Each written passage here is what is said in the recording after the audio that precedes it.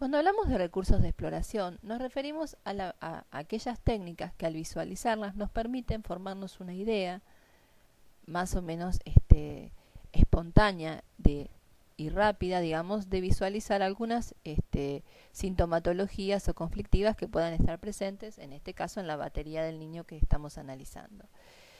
En un material anterior, recientemente, hemos relacionado el test de la casa y el test de la persona bajo la lluvia. ¿Por qué? Porque hemos visto que en general cuando los niños están con alguna sintomatología actual, esto es de ansiedad, preocupación, angustia, o alguna situación que estén padeciendo por alguna situación vital de su entorno familiar, generalmente son los primeros test en donde se registra fácilmente esas tensiones. Por ejemplo, en el caso de la casa, a través del humo y la forma de la chimenea, y a veces en el fondo de agregar nubes o algún tipo de paisaje en particular. En el caso de la persona bajo la lluvia, obviamente comparado con el DFH, vemos muchas veces la presencia de una lluvia intensa o con gotas en forma de la lluvia en forma de gotas, como círculos o a veces más angulosas. Todo ello nos demuestra ciertas tensiones. Bueno, hoy aportamos otra técnica más, que es la técnica de los 3 árboles. Esta técnica puede tomarse a continuación del dibujo del árbol. O sea, primero, bueno, obviamente en la batería de la tríada HTP, no quiere decir que el HTP sea lo primero, porque a veces podemos tomar el test de los colores, el test del garabato, una hora de juego, diagnóstica.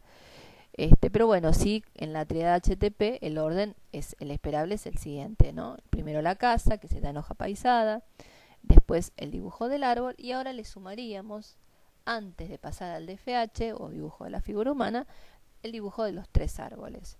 Es interesante aplicarlos toda vez que necesitemos explorar los sentimientos en este caso del niño, en relación con su entorno, el niño y el ambiente.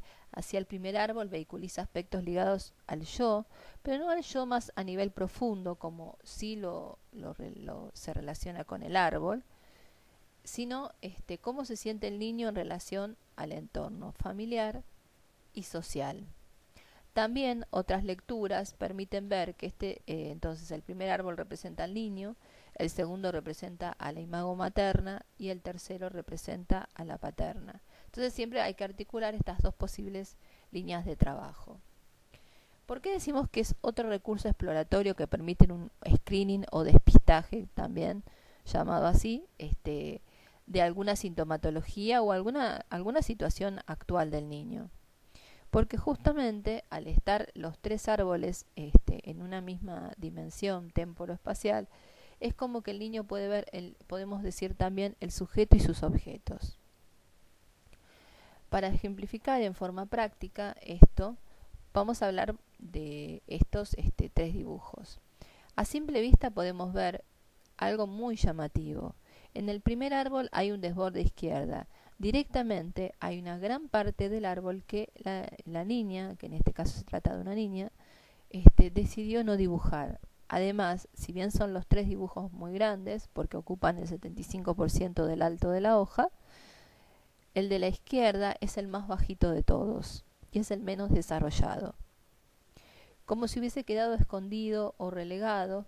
También pensemos la hoja como representante del espacio vital. Entonces, en ese caso, es como que el niño no ha incluido o no se ha incluido en forma afirmativa y totalmente en ese espacio. El que tiene mayor dimensión es el árbol 2. Siempre es importante también ver la secuencia en que se va realizando. Generalmente se usa la secuencia de izquierda a derecha, o sea, el primer árbol, el segundo y el tercero, pero muchas veces se dibujan los árboles en distintas partes de la hoja. Entonces, a lo mejor el árbol 1 lo pudo haber dibujado en el cuadrante derecho, el 2 en el centro, y fue una secuencia al revés, o a veces de arriba hacia abajo. O sea, la verdad hemos visto muchas maneras diferentes de emplazar los 3 árboles, pero bueno, la más frecuente es esta. Por eso es importante, por ejemplo, observar si el tamaño relativo es entre los 3. Después, otra variable importante de observación es el grado de distancia, que esto va a tener que ver también con la discriminación.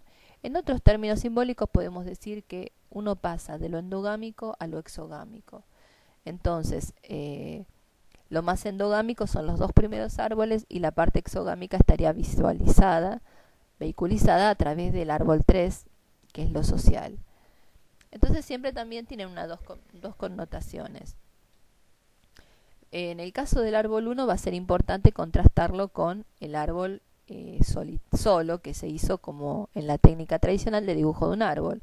En este caso, en ese dibujo, aunque no lo veamos, se lo podemos comentar, la niña había dibujado un árbol central bastante grande, casi un 80% del alto de la hoja, con tronco soldado por arriba, desborde o usando la hoja, el borde inferior de suelo.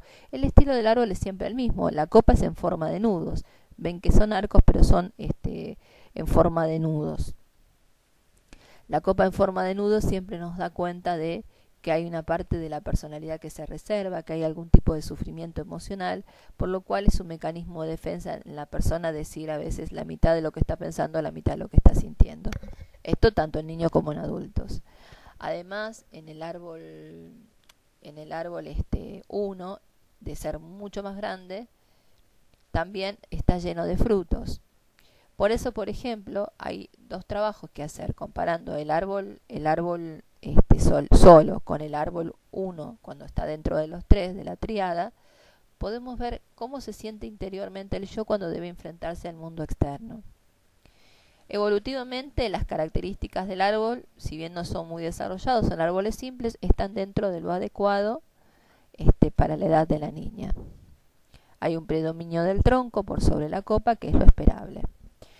Después, el hecho de que esté oculta una parte del árbol 1 es muy significativa y realmente no es lo esperable, y esto indica que hay alguna situación traumática, alguna cuestión del pasado que la niña no ha podido elaborar.